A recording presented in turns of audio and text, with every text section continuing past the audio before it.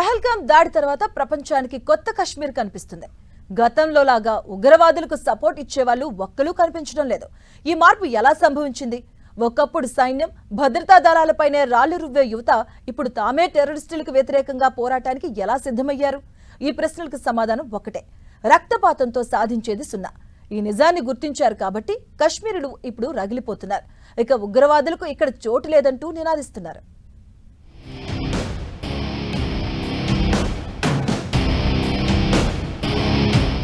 ఓ సామాన్యుడి సాహసం ఏం చెప్తోంది?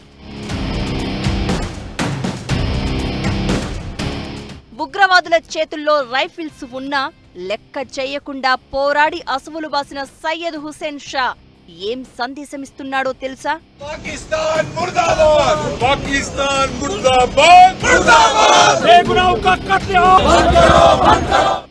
అరే పాక్ టెర్రరిస్టులారా, మీకిక్కడ చోటు లేదనే కశ్మీరం నినదిస్తోంది. అవును, ఇప్పుడు కశ్మీరం మారిపోయింది.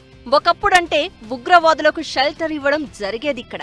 కానీ ఇప్పుడు సిచ్యువేషన్ పూర్తిగా మారిపోయింది. స్థానికంగా ఉపాధి అవకాశాలు పెరగడం, టూరిజంతో తమ బలం ఏంటో తెలుసుకున్న స్థానికులు ఆ పాత జీవితానికి స్వస్తి చెప్పినట్లే కనిపిస్తోంది. అందుకే పహల్గాంలో జరిగిన దాడిలో చనిపోయిన ఓ మామూలు గుర్రపు బండివాడి అంత్యక్రియలకు ఊరే తరలి వచ్చింది. ఈ చర్య ద్వారా ఇకపై కశ్మీర్ యాపిల్ ఉగ్రవాదుల చేతిలో ఆయుధం కాదని తేల్చి చెప్పింది.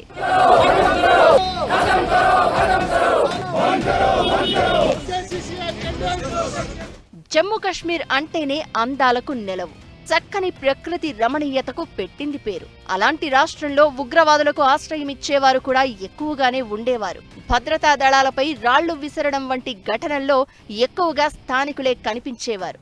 అదే ఆర్మీకి, పోలీసు యంత్రాంగానికి పెద్ద సమస్యగా ఉండేది.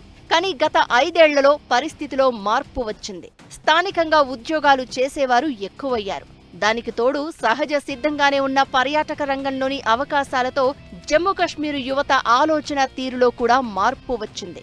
అందుకే పహల్గాంలో దాడి తర్వాత స్వచ్ఛందంగా బంద్ పాటించారు. ఉగ్రవాదానికి వ్యతిరేకంగా రోడ్డెక్కారు, నిరసన తెలియజేశారు. స్వయంగా వారే పాకిస్తాన్ ప్రేరేపిత ఉగ్రవాదులను ఏరివెయ్యాలంటూ నినాదాలు చేశారు.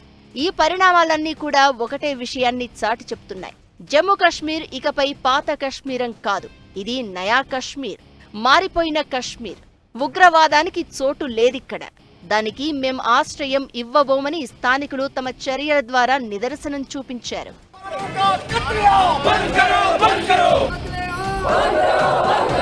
खून रेजी बंद करो, बंद करो।